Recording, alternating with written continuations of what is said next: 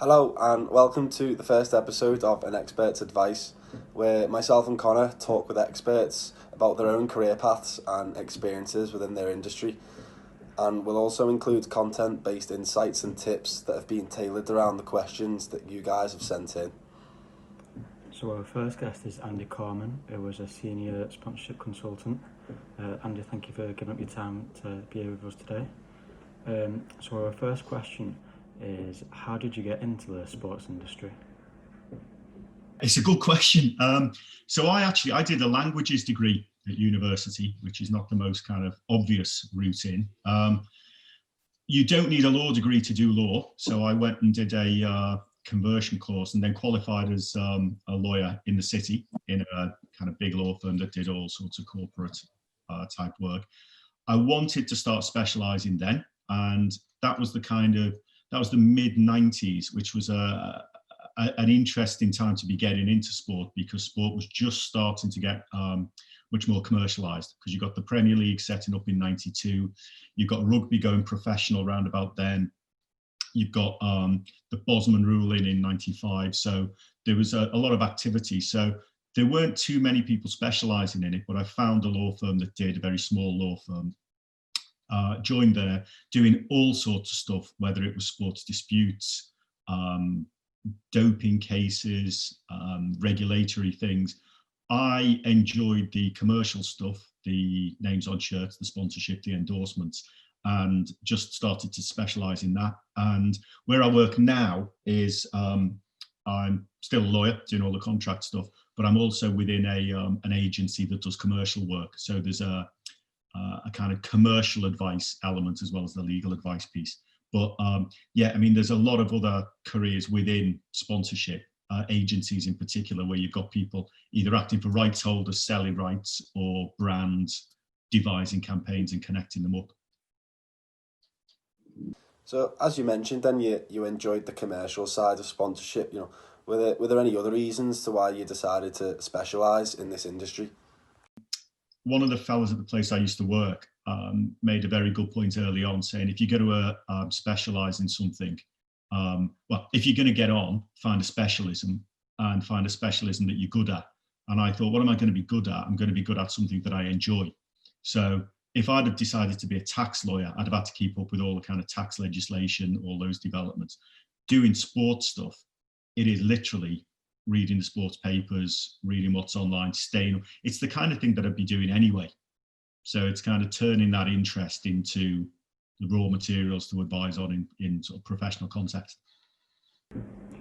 Brilliant, some very useful advice there for students who are looking to go into a similar industry. So what are some of the activities that you get up to on a day-to-day basis? You have to kind of make sure you're on top of the news, seeing what's happened. In fact, you have to do that kind of all the time. It's something. One of the things with sport is it tends to happen outside of working hours. So if something happens over the weekend or happens in an evening, you need to be across it and seeing what's happening. For example, if you've got a brand client and they're sponsoring an event and they're not getting the perimeter boards they paid for, you need to get on the case pretty quickly. So just kind of getting au fait with what's happening within the news environment. Today is a pretty typical day. So I will do a bit of drafting on some contracts. I'll take instructions from a client where they've negotiated a deal and they're telling me the commercial pieces to go into the contract. I'll get the other side on the phone on other contracts and start negotiating where I've drafted something and they're amending it. And then it's quite a lot of marketing stuff, which is kind of difficult at the moment when you can't really get out of your house. In fact, that's probably the biggest impact on what I'm doing through COVID. Is not being able to get out and meet people for lunch, meet people for a beer, see what's going on in their part of the industry, that kind of piece. But yeah, it's not sort of, I don't very often. I can't remember the last time I had to pull an all-nighter like you see a lot of corporate lawyers do. But at the same time, you can't really switch off. So, you need to know what's going on over the weekends as well. But as I say, I'd be watching the footy anyway, so it's not a hardship. Yeah, great that, finding a career path that matches your interests and hobbies. It moves us nicely on to the next question, which is, what are some of your favourite sponsorship deals that you are working on or have worked on in the past? the Kedjian deal with Everton, the first deal that I did for Everton, and that was the deal wasn't particularly complicated, but it was really nice the first day of the next season being in Goodison with my dad and seeing the team run out, and I'm thinking, I did that deal. That was a good one. Bizarrely as well, Carlsberg stuff with Liverpool, I would do the contract for Carlsberg. So negotiating against Liverpool was quite good fun. And also because Carlsberg being a beer brand, there was a lot of sensitivities around some of the activations, the kind of players you could and couldn't use, the idea that the brand had to come off the shirt if the club was playing in France or in Norway or other jurisdictions with regulations there. And Carlsberg were very good. They would get me and my dad hospitality for the derby at Anfield every year. So it was very nice of them, although none of the results went for us. So that one. I suppose a couple of other ones. It was a privilege to do the Inter Milan deal, the last Pirelli deal, because that's like such a massive iconic sponsorship, and the idea that as an English lawyer transporting know-how into the Italian market was quite good. And I suppose the other one was doing Gillette's deal with David Beckham, because at the time that was the biggest non-apparel deal for an English sportsman, and it was quite challenging as well professionally, because there was quite a lot of talk about the obligation to be clean shaven or not clean shaven, and how far you had to trim your beard, and there was quite a lot of negotiation around that clause. That was quite a lot of fun. Adding to that, what are some of the favourite sponsorship deals that stand out to you, not necessarily ones that you've done yourself? Really, really good question. I quite like the one recently that Burger King have done with Stevenage.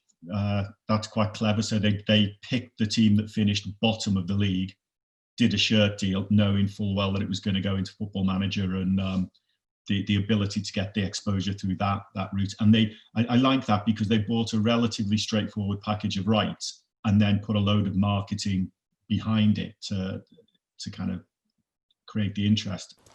Yeah, that's very clever what Burger King done there. Skills like forward thinking, like that, are bound to bring success for a brand. But what other qualities do you feel are necessary for a sponsorship deal to be successful?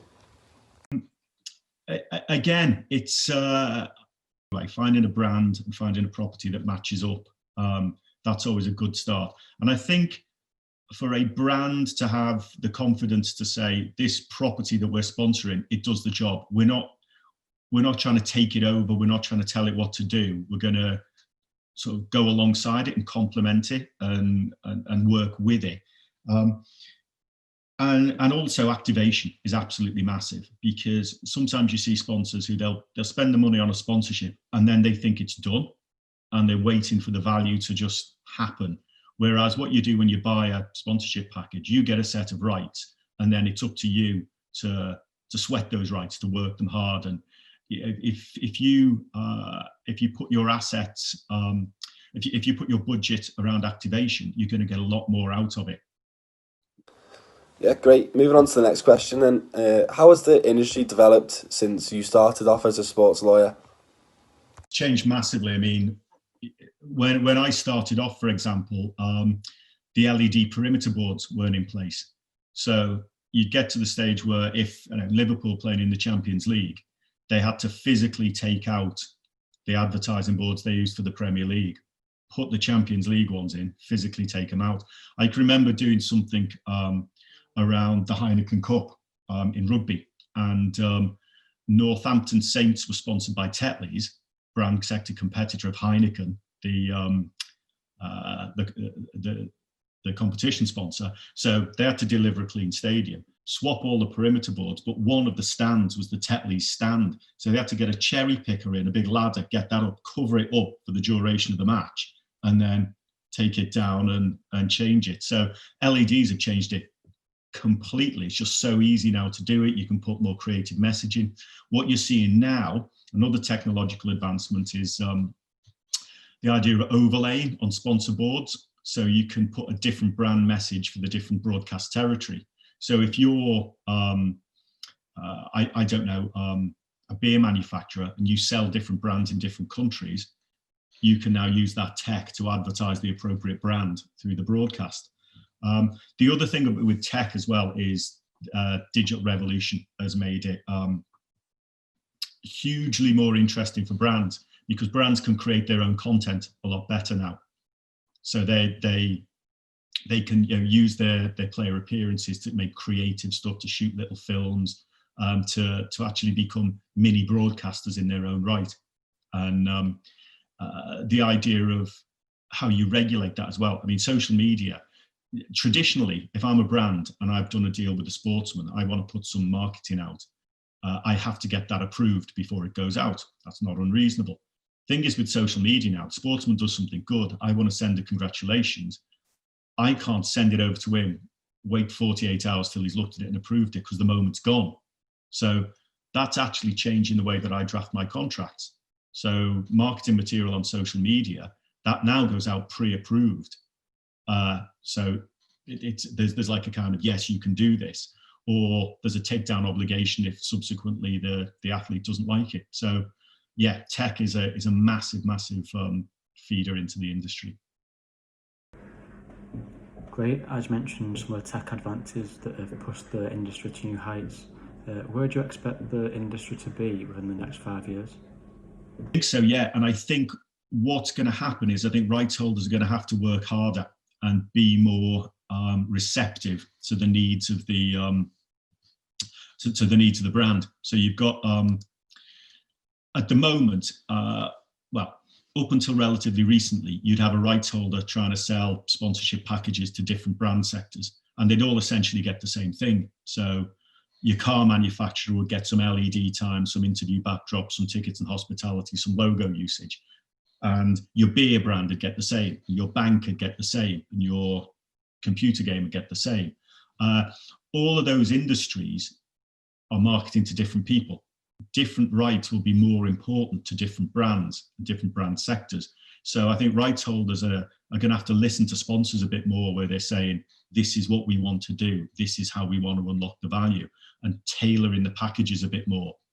Because brands don't want to buy stuff that they're not going to use. It's pointless. So, if you've got, if you're an overseas brand with no presence in England and you're sponsoring the Premier League club, you don't need loads of tickets and hospitality.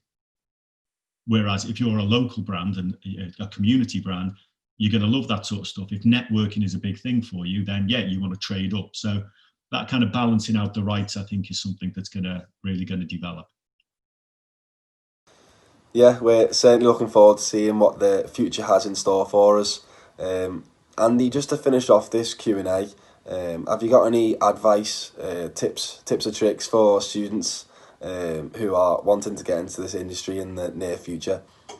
The course that you guys are doing is really good. It's, it offers a nice breadth of association with sport, but it's not kind of massively overly specialised at this stage. So yeah, get yourself a relevant qualification. What I think is really important as well is experience, hands-on experience of this. And it doesn't necessarily have to be kind of top level involvement.